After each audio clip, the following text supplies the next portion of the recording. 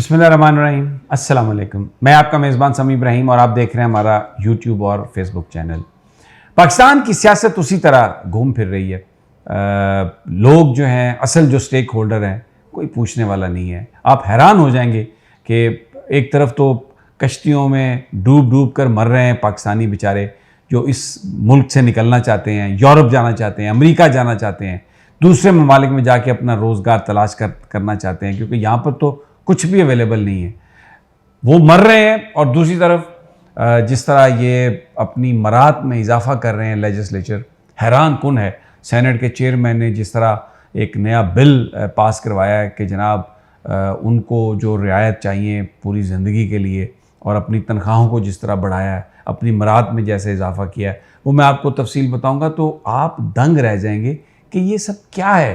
कि एक तरफ गरीब पाकिस्तानी बेचारा जिसके नाम पर ये हुकूमतें कायम हैं, जिसका वोट लेकर ये लोग आते हैं ऊपर, वो किस हालत में शिकार है, किस हालत का, किस कसमपरसी के आलम में वो इस दुनिया को छोड़ के जा रहा है, और ये कितने बेहिस हैं। दूसरी जो अहम स्टोरी है कि IMF के साथ जो हमारे मुज़ाकरात थे वो फिर कामयाब नहीं हो सके, और अब उसके बाद क्या हुआ।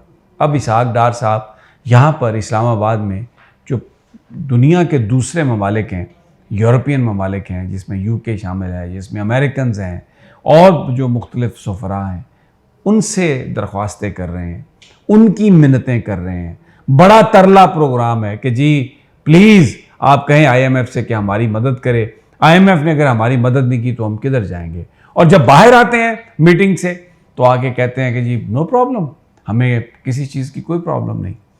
और नून लीग जिसके अंदर बड़ी खबरें चल रही थी, वो कहा उन्होंने शहबाज शरीफ साहब ने कि जो लोग इसहाक डार पर तनकीद करते हैं उन्हें मुस्लिम लीग में पार्टी के अंदर रहने का कोई हक नहीं।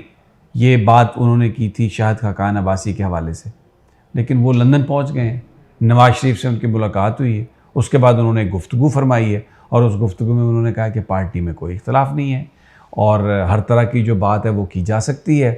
तो वो मुझे एक दोस्त से मेरी कल बात हो रही थी, तो उसने मुझे कहा, मैंने कहा कि ये मुस्लिम लीग नून तो बड़े क्राइसिस का शिकार हो गई है, शाहिद खाकान अब्बासी, मिफ्ता इस्माइल और इस तरह के कुछ लोग जो हैं वो हट जाएंगे। तो उसने कहा कि बात सुन, ये शाहिद खाकान अब्बासी जा रहा है वहाँ पर लंदन में, तो वहाँ पर नवाज शरीफ ने कहना है ओ शादे ओ क्यों आया तेनू, क्यों ही जो गल्ला करना है।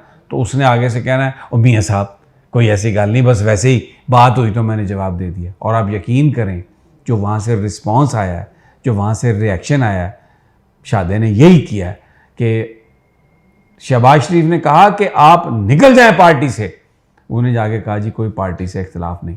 लेकिन इसके साथ साथ यहाँ पर शहबाज शरीफ साहब को भी नवाज शरीफ साहब ने उनकी औकात जो है वो याद करा दी है कि ये तुम्हें हमें ज़्यादा बहुत ये गल्ला ना कराया कर, ये पार्टी मेरी है और जिसको मैं चाहूँगा निकालूंगा, जिसको मैं चाहूँगा रखूँगा।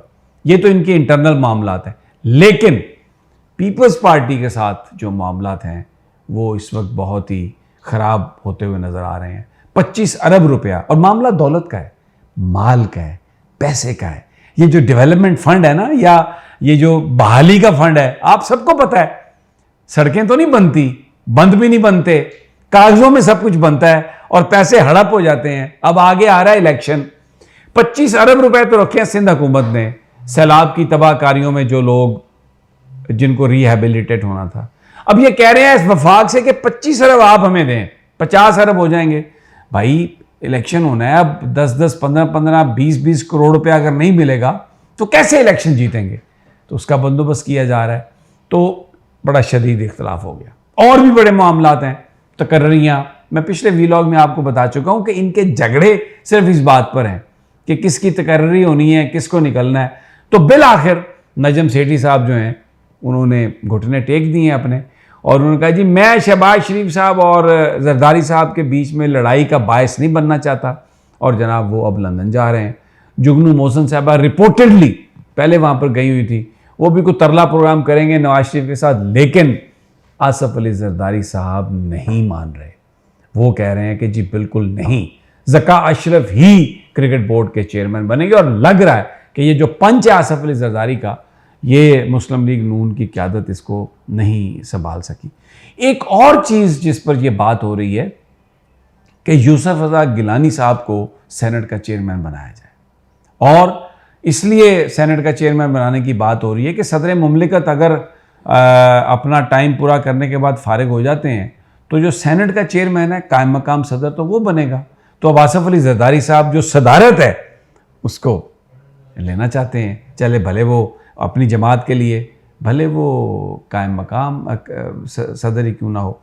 दूसरी बात ये मैं आपको बता दूं, अक्टूबर के अवाइल में इलेक्शन कराने की जो बात थी वो नहीं हो रहा। नून लीगी हमें बता रहे हैं, ज़राए जो भी ये यहाँ पर मामलात को चलाने वाले हैं वो कहते हैं जी कि किसी तरह से भी मुमकिन नहीं है कि अक्टूबर में इलेक्शन हो, ये आगे ही होगा इलेक्शन। बहरहाल लेट्स सी क्या होता है, क्योंकि अभी सुप्रीम कोर्ट में भी रिव्यू का केस पड़ा हुआ है और 90 दिनों के अंदर इलेक्शन की बात जो है वो फैसला भी मौजूद है। कोई इतनी ज़्यादा अब उम्मीद तो नहीं है अदालत से, लेकिन बहरहाल एक फोरम पर एक फ़ैसला मौजूद है और ये अभी लेट्स सी के क्या होता है। चौधरी परवेज़ इलाही साहब की ज़मानत हो गई, लेकिन FIA ने एक नया पर्चा दर्ज कर लिया और उनको पकड़ने के लिए वो बाहर पहुंच गए, वहाँ पर कैंप जेल के बाहर पुलिस लेके। अब आप देखें इस मुल्क में कितनी बुरी सूरत हाल है, लॉलेसनेस इतनी है, दिन दिहाड़े डकैतियाँ, कत्ल, चोरियाँ, लेकिन भारी तादाद में पुलिस वहाँ पर चली गई। क्यों? परवेज़ इलाही को गिरफ्तार करना है। पर चौधरी परवेज़ इलाही ने भी कमाल का पत्ता फेंका।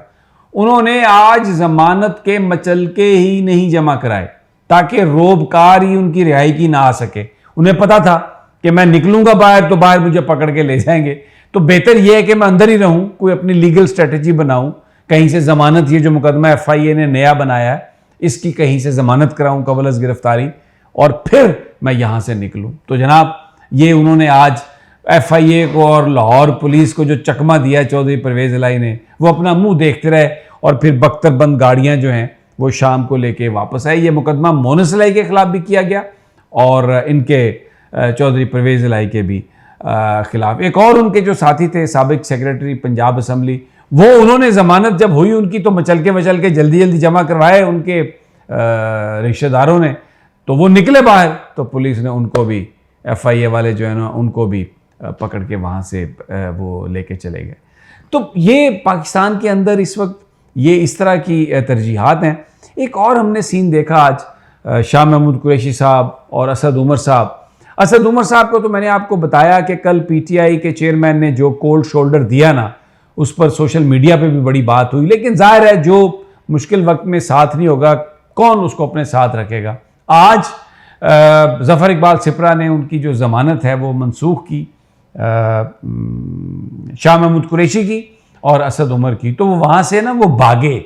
उनकी वीडियोस चल रही है सोशल मीडिया पर।